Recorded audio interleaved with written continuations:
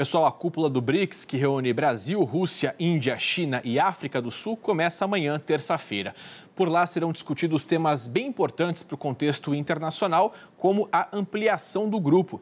Quem vai acompanhar tudo de perto é o nosso enviado especial, Sérgio Uti.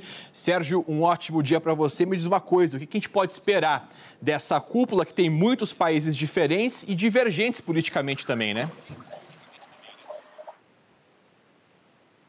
Exato, Marcelo. Para os analistas, essa cúpula dos BRICS talvez é uma das mais importantes, se não a mais importante da história, né? Foram 15 cúpulas ao todo, essa é a 15ª, ela volta a ser presencial depois de alguns anos em que aconteceu de forma virtual por conta da pandemia. É um momento em que o mundo está bastante dividido, as tensões são muito maiores do que eram, por exemplo, 5 anos atrás, né? A gente tem aí um G7, por exemplo, o grupo do G7 forçando muito a mão contra a Rússia por conta do conflito na Ucrânia, por conta da invasão da Ucrânia, também forçando a mão contra a China por conta das disputas comerciais e também dos problemas políticos ali no Pacífico da China. Portanto, é um momento em que os olhos do mundo que antes não estavam tão atentos assim, ou não davam tão importância para o BRICS, nesse momento, eu diria, os europeus e norte-americanos estão prestando um pouco mais de atenção sobre o que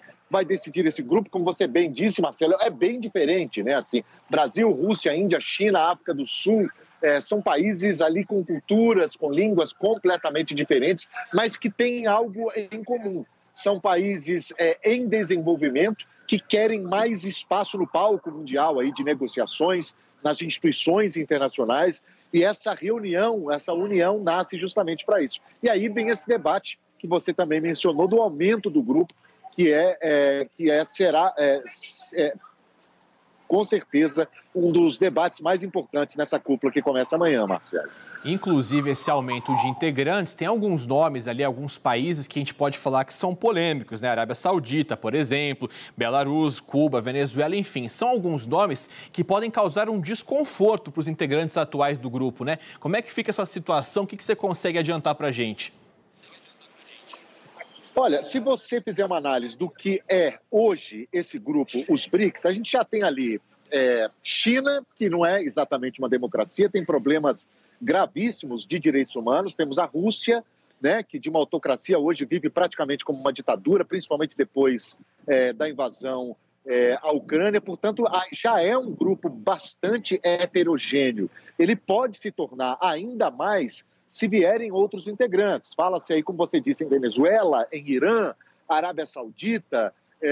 Em comum, novamente, esses países são países que querem ter uma voz ali mais forte no palco de negociações, né? Querem uma reforma das Nações Unidas, uma reforma do Conselho de Segurança das Nações Unidas. Quando os países dos BRICS levantam a voz, é uma forma de dizer também que eles querem um sistema mundial que funcione de maneira diferente. Agora, se eles vão relevar esses problemas internos dos países, aí é outra história, né, Marcelo? De fato, é um grupo bastante heterogêneo e esse seria um dos problemas de trazer mais países para esse grupo dos BRICS. Sabe que o Brasil tem ali um diálogo importante com China, transita muito bem com a Europa, tem uma relação positiva com os Estados Unidos. Dependendo da formação de uma eventual ampliação, você acredita que a gente pode ter um pouco mais de dificuldade com alguns parceiros estratégicos ou não deve ter uma influência direta?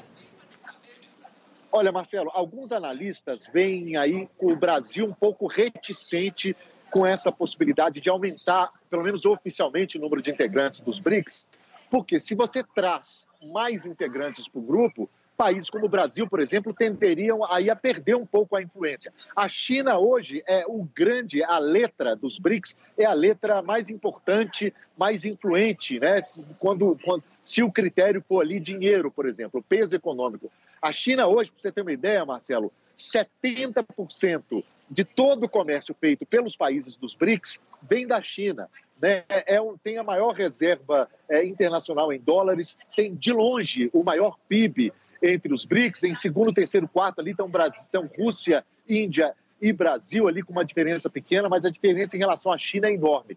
Essa ampliação interessa principalmente aos chineses, que teriam oficialmente ali mais países sob o seu guarda-chuva. O Brasil, de certa forma, poderia perder um pouco ali. Mas o governo brasileiro tem levado isso, a diplomacia ali, ao limite máximo, eu diria. Eles têm falado, não, vamos discutir essa história de trazer mais gente para o grupo, mas a gente tem que discutir critérios para isso. É uma forma do Brasil conter um pouco essa sede da China de trazer mais gente com pressa para o grupo dos BRICS e estabelecer ali critérios. Ok, vamos trazer mais gente, mas a gente tem que ter critério para trazer essas pessoas, e é isso. Essa é uma das questões que vão ser discutidas aqui, Marcelo. E só para localizar vocês, a gente está aqui no hotel onde vai se hospedar o presidente Luiz Inácio Lula da Silva. O avião que o trouxe do Brasil já pousou aqui em Joanesburgo e daqui a pouco ele chega aqui nesse hotel. Vocês estão vendo aqui uma concentração aqui de assessores do governo e de jornalistas esperando a chegada do presidente Lula. Sérgio Utti, muito obrigado pela participação ao vivo com a gente aqui no nosso SBT News. O Utti vai trazendo em todos os nossos telejornais muito conteúdo sobre essa cúpula do BRICS. Um bom dia para você, uma boa semana.